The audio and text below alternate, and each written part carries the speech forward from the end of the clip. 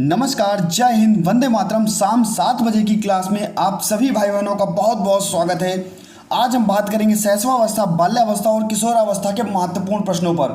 जैसा कि आप सभी को पता है कि प्रत्येक दिन शाम 7 बजे आप लोगों को वीडियो अपलोड की जाती है, जिसमें हम कुछ CDP के प्रश्नों पर यानी कि कुछ आपको ऐसी वीडियोस अपलोड की जाती हैं जो कि आपकी जितनी भी आपकी शिक्षक पात्रता परीक्षा हुई, चाहे वह आपका रीट का एग्ज़ाम हुआ, चाहे वह आपका UPTET का एग्ज़ाम हो, चाहे आपका CTET का एग्ज़ाम हो, दोस्तों इंपॉर्टेंट प्रश्नों पर ही इस वीडियो में बात होती है। जितने भी आपकी शिक्षक पात्रता परीक्षाएं हैं, आपको इनमें से प्रश्न जरूर देखने को मिलेंगे। बहुत ही उम्दा, बहुत ही अच्छे प्रश्नों पर बात होती है। प्रश्नों की संख्या आपको कम मिलेगी, लेकिन जितने भी प्रश्न मिलेंगे बहुत ही अच्छे मिलेंगे। वीडियो को शेयर कर दीजिएगा। चैनल पर यदि नए थे तो चैनल को सब्सक्राइब करने के बाद में बेल आइकन को प्रेस कर लीजिएगा। बात करते हैं पहले प्रश्न पर, और आपके सामने है आत्मसम्मान की भावना के लक्षण प्रकट करती है। यानी कि ऐसी कौन सी अवस्था है जो आत्मसम्मान की भावना के लक्षण प्रकट करती है। आपके सामने ऑप्शंस हैं बाल्यावस्था, शैशवावस्था, किशोरावस्था या प्रौढ़ावस्था। जितने भी प्रश्न आप इस वीडियो में सही करेंगे कमेंट सेक्शन में जरूर बताएंगे और बताएंगे कि आपको यह वीडियो कैसा लगा। दोस्तों वीडियो अच्छी लगे तो लाइक कर दीजिएगा। चैनल पर नए थे तो चैनल को सब्सक्राइब करने के बाद में बेल आइकन को जरूर प्रेस कर लीजिएगा। यहाँ पर जो आपका ऑप्शन है C सही हो जाएगा, किशोरावस्था। यानी कि किशोरावस्था जो होती है उसमें आत्मसम्मान की भावना के लक्षण पाए जाते हैं। C ऑप्शन यहाँ पर आपका सही होगा। थोड़ा सा हम देख लेते हैं दोस्तों। आपका बाल्यावस्था की अगर बात करें तो 5 से 12 वर्ष की आयु बाल्यावस्था में होती है। 0 से 5 वर्ष की आयु आपकी होती है शैशवावस्था में। किशोरावस्था आपकी 12 से 18 वर्ष की जो आयु होती है वह होती है आपकी किशोरावस्था की। और आगे हम बात करते हैं किशोरावस्था को ही दोस्तों क्या कहते हैं, किशोरावस्था को ही कहते हैं, याद रखिएगा, जटिल अवस्था। किशोरावस्था को ही क्या कहते हैं, जटिल अवस्था। तो आगे हम बढ़ते हैं दूसरे प्रश्न पर, और बहुत ही अच्छा प्रश्न आपके सामने है। सबसे अधिक गहन और जटिल सामाजिक काल है। सबसे अधिक गहन और जटिल सामाजिक काल है। अभी मैंने आपको किशोरावस्था के बारे में बताया था कि जटिल अवस्था किसको बोला जाता है, किशोरावस्था को बोला जाता है, और जटिल सामाजिक काल है। सबसे अधिक गहन और जटिल सामाजिक काल आपका किशोरावस्था हो जाएगा, अर्थात B ऑप्शन आपका यहाँ पर सही हो जाएगा। नेक्स्ट हम बात करते हैं खिलौने की आयु कहा जाता है। खिलौने की आयु कहा जाता है पूर्व बाल्यावस्था, उत्तर बाल्यावस्था, शैशवावस्था या इनमें से सभी। तो दोस्तों खिलौने की आयु आपका कहा जाता है पूर्व बाल्यावस्था। खिलौने की आयु पूर्व बाल्यावस्था को कहा जाता है, याद रखिएगा। और सीखने का काल यानी कि सीखने का आदर्श काल भी कह सकते हैं हम। तो सीखने का आदर्श काल किसको कहा जाता है, शैशवावस्था को। क्या कहा जाता है, सीखने का आदर्श काल किसको कहेंगे, शैशवावस्था को। सीखने का आदर्श काल शैशवावस्था को कहेंगे, और खिलौने की आयु किसको कहेंगे, पूर्व बाल्यावस्था को। इसी प्रकार से हम आगे चौथे प्रश्न पर पढ़ते हैं, और बहुत ही अच्छा प्रश्न आपके सामने है, बिल्कुल उम्दा प्रश्न है। बालक अपने व्यवहार की सामाजिक स्वीकृति जिस अवस्था में चाहता है वह अवस्था है। यानी कि बालक अपने व्यवहार की, जो भी वह व्यवहार कर रहा है उसमें समाज की स्वीकृति हो, जिस अवस्था में वह चाहता है। वह कौन सी अवस्था ऐसी है जिसमें वह चाहता है कि उसके व्यवहार में समाज की स्वीकृति हो। ऑप्शंस आपके सामने हैं, किशोरावस्था, बाल्यावस्था, शैशवावस्था या प्रौढ़ावस्था। तो यहां पर जो आपका ऑप्शन सही हो जाएगा, A ऑप्शन सही हो जाएगा, किशोरावस्था। नेक्स्ट हम बात करते हैं, क्योंकि आज जो आपसे बात हो रही है किशोरावस्था, बाल्यावस्था और शैशवावस्था के प्रश्नों पर हो रही है, और इनमें से ही आपको प्रश्न देखने को मिलते हैं। याद रखिएगा, एक पुस्तक है आपकी आउटलाइन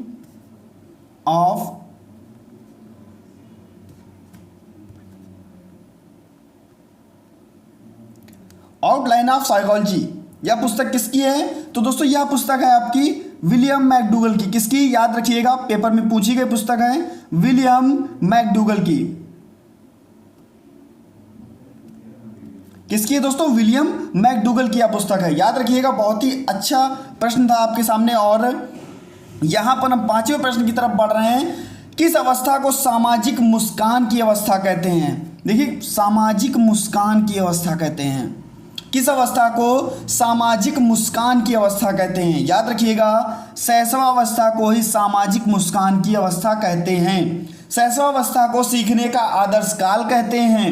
याद रखिएगा, सामाजिक मुस्कान की अवस्था शैशवावस्था, सीखने का आदर्श काल शैशवावस्था। आगे हम बढ़ते हैं। बार बार प्रश्नों को दोहराऊंगा, आप लोग बिल्कुल आपके माइंड में सेट हो जाएगा, आप कभी भी नहीं भूलेंगे।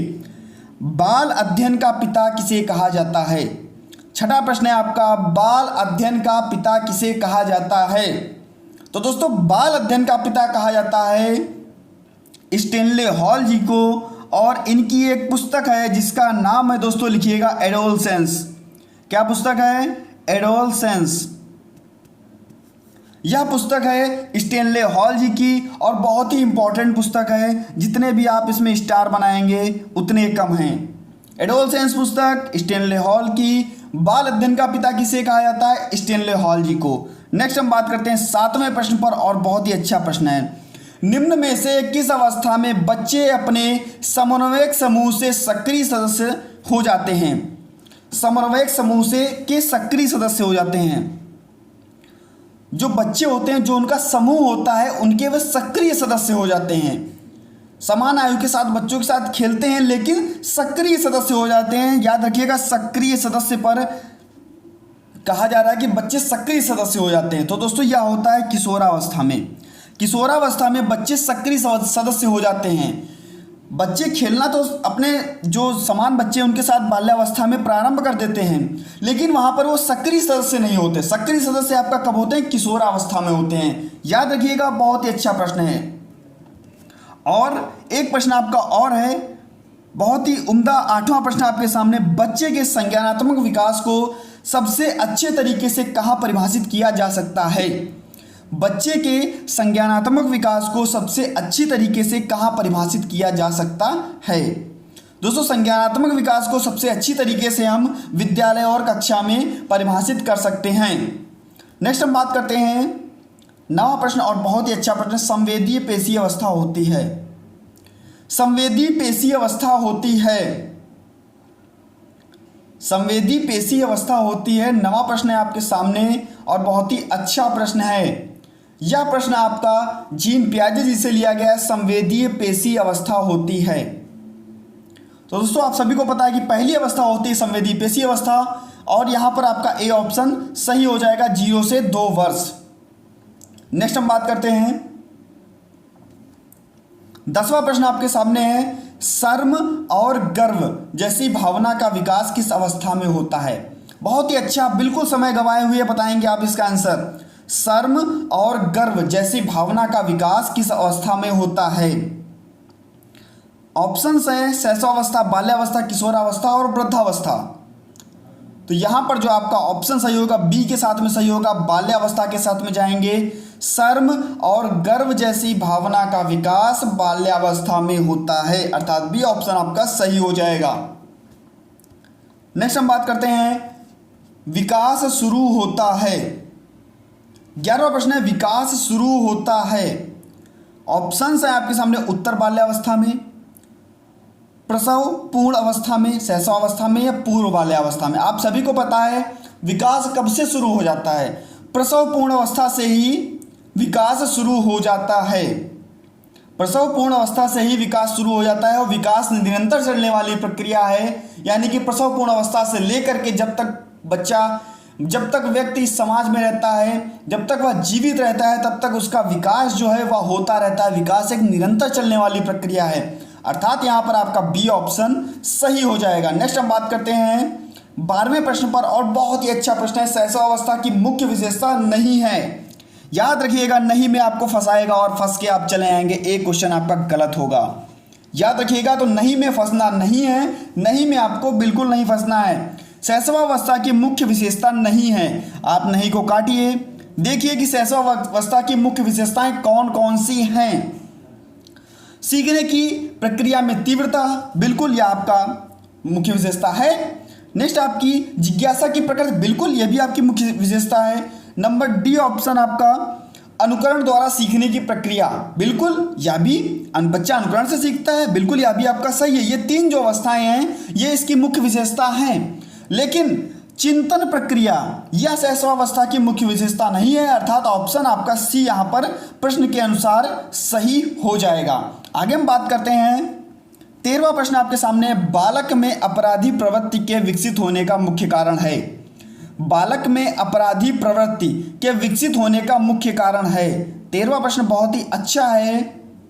बालक में अपराधी प्रवृत्ति के विकसित होने का मुख्य कारण, नंबर ए ऑप्शन आपका परिवार का वातावरण, नंबर बी अनुशासनहीनता, नंबर सी आर्थिक अभाव, या नंबर डी दोषपूर्ण पाठ्यक्रम। तो दोस्तों परिवार का वातावरण जो होता है वह बच्चे की अपराधी प्रवृत्ति को विकसित करता है। घर का वातावरण जैसा होगा, क्योंकि बच्चा सबसे पहले अपने घर में रहता है, अपने वातावरण में रहता है, देन उसके बाद में वह सभी चीज़ों को देखता है। तो परिवार का वातावरण जो है वह बच्चे की को अपराधी प्रवृत्ति विकसित करेगा, अर्थात यहाँ पर आपका ए ऑप्शन सही हो जाएगा। याद रखिएगा एक क्वेश्चन और है, बहुत ही अच्छा क्वेश्चन है, याद रखिएगा बहुत ही अच्छा क्वेश्चन है और पेपर में टपकने वाला क्वेश्चन है। देखिएगा, व्यवहारवाद का जनक। दोस्तों व्यवहारवाद का जनक किसको कहते हैं? 5 स्टार क्वेश्चन लगाइएगा। व्यवहारवाद का जनक किसको कहते हैं? वॉटसन जी को कहते हैं व्यवहारवाद का जनक। और मैंने आपको भी बताया था कि एडोलसेंस पुस्तक स्टेनले हॉल की है। किशोरावस्था को जटिल अवस्था भी कहते हैं, 12 से 18 वर्ष की आयु। आउटलाइन ऑफ साइकोलॉजी पुस्तक किसकी थी? विलियम मैकडूगल की थी। और सीखने का काल सहस्वावस्था को कहते हैं, यानी कि सीखने का आदर्श काल किसको कहते हैं? जो आपका सीखने का आदर्श काल सहस्वावस्था को कहते हैं। और यहाँ पर आपका 14 प्रश्न है, 14 नंबर का प्रश्न है आपका, गर्भधान काल की अवस्था नहीं है। गर्भधान काल की अवस्था नहीं है। 14वां प्रश्न बहुत ही अच्छा है। सहस्वावस्था डिंब बीजकरण और भ्रूणावस्था, आप सभी को पता है कि डिंब अवस्था, बीजकरण अवस्था और भ्रूणावस्था ये सभी सहस्वावस्था की अवस्थाएं हैं, लेकिन यहाँ पर सहस्वावस्था जो है वह अवस्था नहीं है, गर्भधान की अवस्था नहीं है। तो यहाँ पर ए ऑप्शन आपका सही हो जाएगा। नेक्स्ट हम बात करते हैं 15वें प्रश्न पर, और बहुत ही अच्छा प्रश्न है। गर्भ में संतान सर्वाधिक प्रभावित होती है। गर्भ में संतान सर्वाधिक प्रभावित होती है। ऑप्शंस आपके सामने हैं, माँ के पोषण से, आस पड़ोस से, बच्चे को टीवी देखने से, या आपका पूर्वजों से। तो जो गर्भ में संतान है वह सबसे ज़्यादा अगर प्रभावित होती है तो माँ के पोषण से प्रभावित होती है, अर्थात ए ऑप्शन जो है आपका सही हो जाएगा। याद रखिएगा, मनोविज्ञान को व्यवहार का विज्ञान किसने कहा? तो मनोविज्ञान को व्यवहार का विज्ञान किसने कहा? तो वॉटसन जी ने कहा। इसको याद रखिएगा, मोस्ट इंपॉर्टेंट क्वेश्चन है। मनोविज्ञान को व्यवहार का विज्ञान वॉटसन जी ने कहा।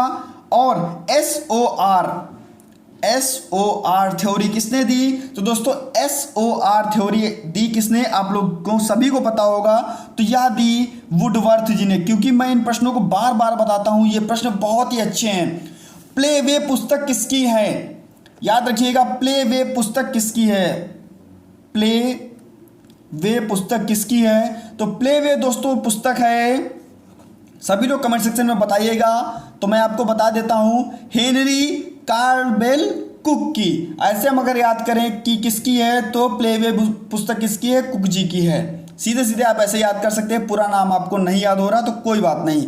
मनोविज्ञान का अध्ययन है दोस्तों, मनोविज्ञान किसका अध्ययन है? मनोविज्ञान अध्ययन है व्यवहार का मनोवैज्ञानिक अध्ययन। तो इस प्रकार से आपके जो प्रश्न थे आज समाप्त होते हैं। कितने प्रश्न आपके सही हुए हैं आप लोग कमेंट सेक्शन में बताइएगा। कैसी लगी आपको वीडियो जरूर बता के जाइएगा। वीडियो को शेयर कर दीजिए कीजिए। जब आप लोग वीडियो देख लिया कीजिए, लास्ट में वीडियो को शेयर किया कीजिए। जब आप लोगों को संतुष्टि मिल जाए कि वीडियो वाकई अच्छा है, तब वीडियो को शेयर कीजिए। अगर आपको वीडियो अच्छा ना लगे तो बिल्कुल भी शेयर ना कीजिएगा। मिलता हूं दोस्तों नेक्स्ट वीडियो में नए क्वेश्चनों के साथ। धन्यवाद।